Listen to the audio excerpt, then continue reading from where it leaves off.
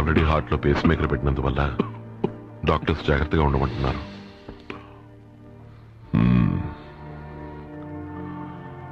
మన లాయర్ని రమ్మని చెప్పు శివ.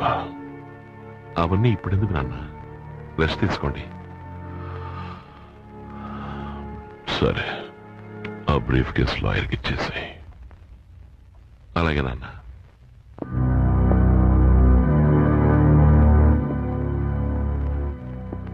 శివ, ఏమిటి నాన్న? నాలాగే నువ్వు కూడా నీ మనసులో దాచిపెట్టుకోకు. అప్పుడు నీకు ప్రాబ్లం రాదు. సింగమంటే మా నాందలి, చిట్టి పాపంటే మా నాందలి, మంచన్నది మనిషైనచో మా నాన్నలే, అది మా నాన్నలే, తన నవ్వులే సిరివెన్నెలే. నాన్న,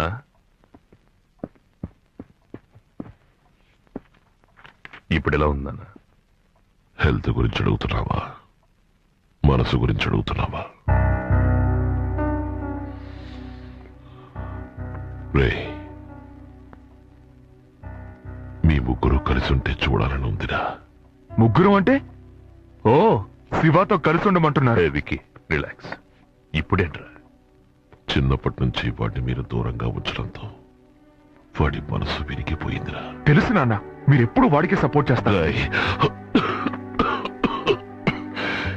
మీ ముగ్గురు నాకు సమానమే. శివ కూడా నా కొడుకే. శివ చేసిన తప్పేమిటి? నాకు పుట్టడం తప్ప.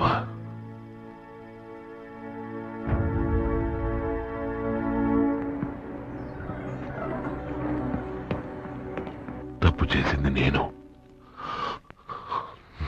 నా వయస్సు. ఇంట్లో ప్రశాంతత లేదు. అది వేరే చోట దొరికింది. అయితే మా అమ్మకి ద్రోహం చేయడం న్యాయం అంటారా? తప్పేరా, తప్పే. నేను మీ దాన్ని సమర్థించుకోవాలి. చూడ, మీరు పెరిగి పెద్దవాళ్ళయ్యారు. ఇంకా ఎందుకు ఈ వైషమ్యాలు? వాడికి అర్థమయ్యేలా చెప్పు. చెప్తాను నాన్న. ఎప్పుడు మీకు ఆ శివగడే ముఖ్యం. Wiki, wiki, wiki. వాడిప్పుడు మీరు రెస్ట్ తీసుకోండి. బ్రతికాడురా, కనిమూయు చీకట్లో తనే వెన్నెలా,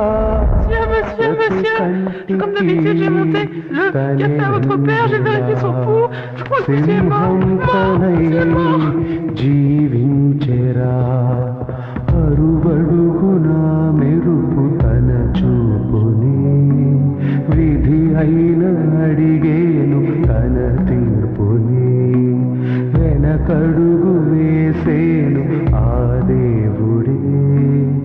నేను ముంబై నుంచి మిత్రులను మాట్లాడుతున్నాను శివ. మీ నాన్నని కోల్పోయాం. నాకు బాధగా ఉంది. మంచి స్నేహితుడికి ఉదాహరణ మీ నాన్న రాజశేఖర్. మంచి కొడుకు ఉదాహరణ నువ్వు. రాజశేఖర్ రూపంలో నువ్వున్నంత వరకు ఆయనకు చావే లేదు శివ.